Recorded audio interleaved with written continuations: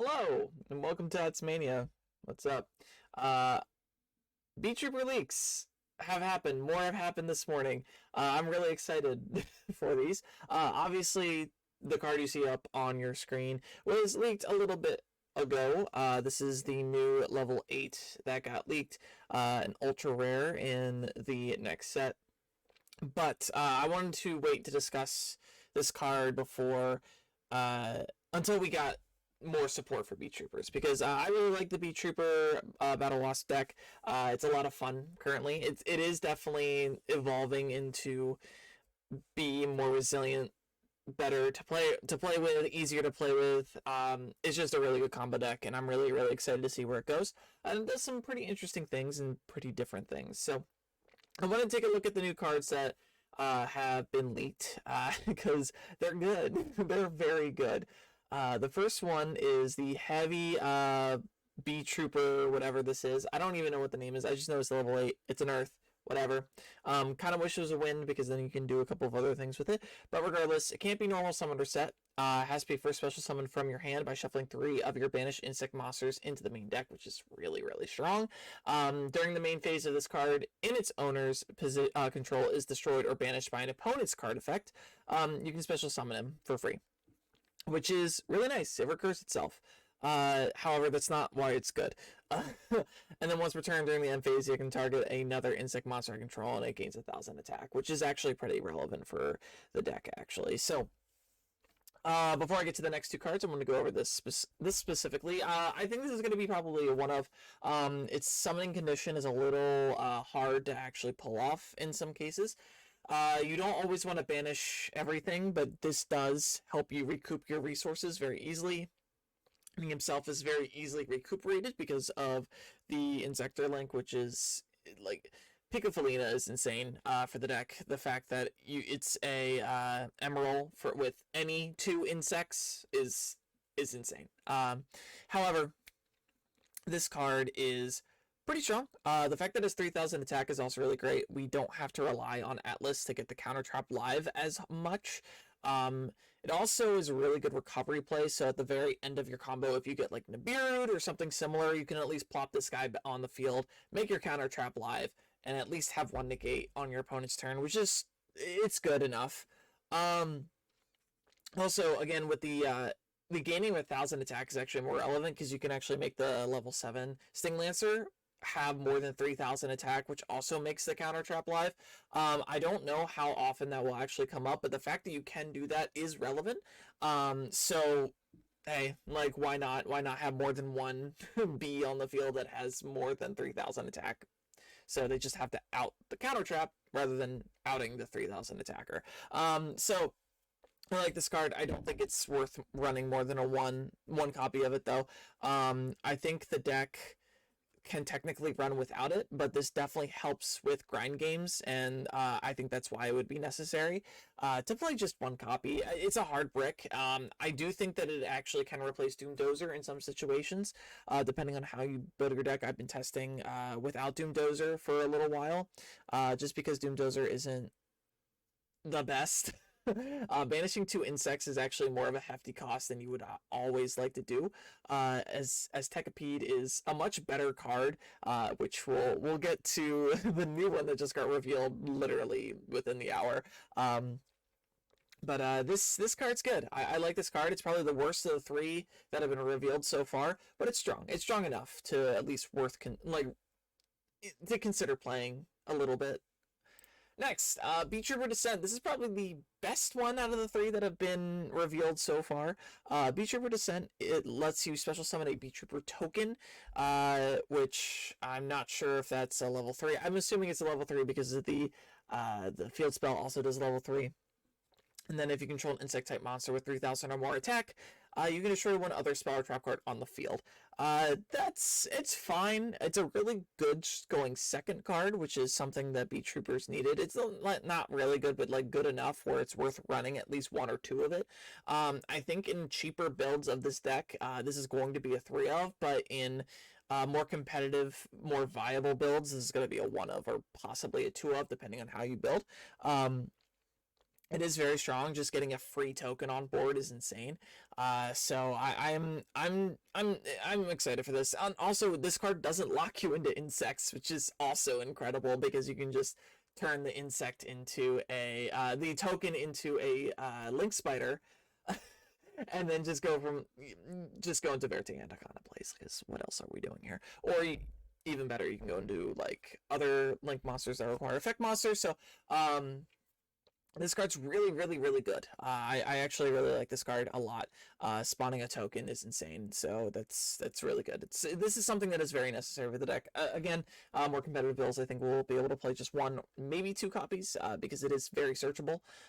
So yeah, it's fine. Now the new guy. I'm really excited for this. This card is actually really strong. It's Beetrooper Assault Roller. This is going to be a common, which in my head is actually pretty insane because this is better than the level 8. It would be absolutely bonkers if it had exactly 100 less attack. But we'll get to why that is after I read the effect. You can special summon this card from your hand by banishing an insect monster from your graveyard. Any insect monster, no restriction, just has to be an insect. Really good. Already, it's the exact same as Tekapede, but just weaker in terms of attack. And then it gains 200 attack for each insect monster you control, which is, it's fine.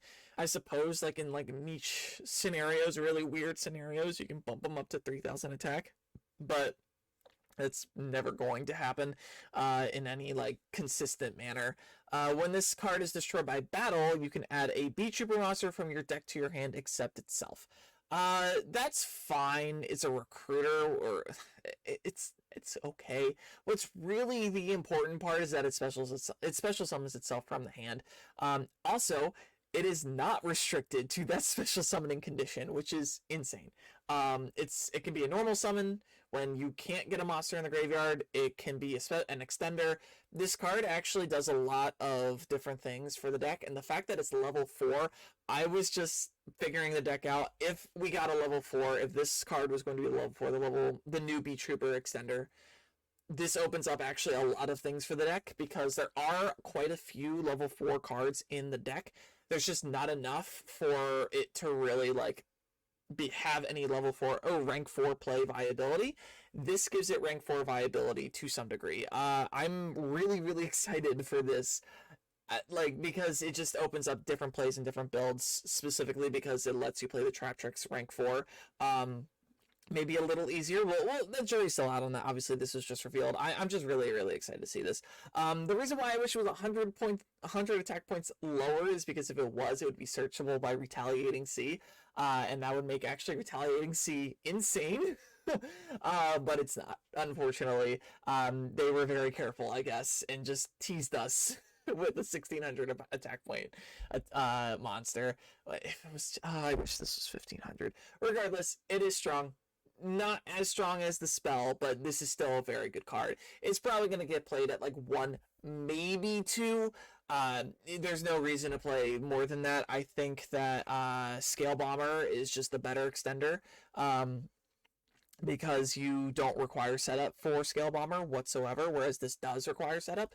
However, I do think this makes cards like Gold Sark and Foolish Burial a bit more viable to play because that allows you to set up the graveyard. It allows you to get effects off a lot easier through there. The one problem is that you can't search it. You can special summon it from deck, but you can't search it. So that is the unfortunate part about Assault Roller, but neither here nor there. You can actually no. Well, hold on. You can search it through Gokipole. So not all bad. If that makes Gokipole actually a lot better. So we'll see.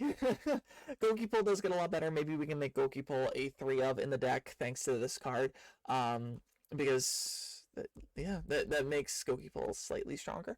But I mean, we'll see. We'll see. It's good. I don't think we necessarily needed this card in the way that it is. We didn't need it to have an Estekapede banishing effect. I think what would have been better was just like a searching effect to some capacity, because we got plenty of fucking extenders in the deck. I mean, you just look at the deck, it's almost all extenders. I think there's maybe like 2 or 3 actual real starters in the deck.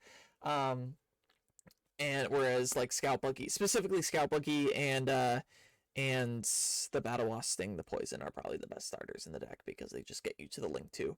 But this card's good. I don't mind this card at all. It is a warm welcome. Another extender is always nice. But yeah, it's maybe just a one of. So regardless, I'm very happy with the support so far. The jury's still out on the fusion and the spell that are revealed. The fusion literally just needs to not have an effect for it to be any sort of viable. Because it'll just be a cheap alternative to Quaggar, unless of course the fusion spell makes it stupid broken. In that case, we'll see. The fusion spell I think might need to be a continuous. I think that's the only one of the few different things that we haven't gotten, because we've gotten a normal spell, we've gotten a field spell, we've gotten a counter trap. So we'll see where that goes, but I would prefer it to be like a tanky almost, because I feel like if it can combo with this, that's nice. That's really, really strong. But we shall see. I'm not putting a lot of faith in the fusion or the fusion spell. I think so far this is very strong. These three cards are strong enough to make the deck, push the deck a little farther. I don't think it's enough to make it necessarily tier 1, but maybe tier 1.5, tier 2, something like that. So very excited for Beetroopers and where they will go from here. So, yeah, that's it. Thank you guys for watching, and have a good day, guys.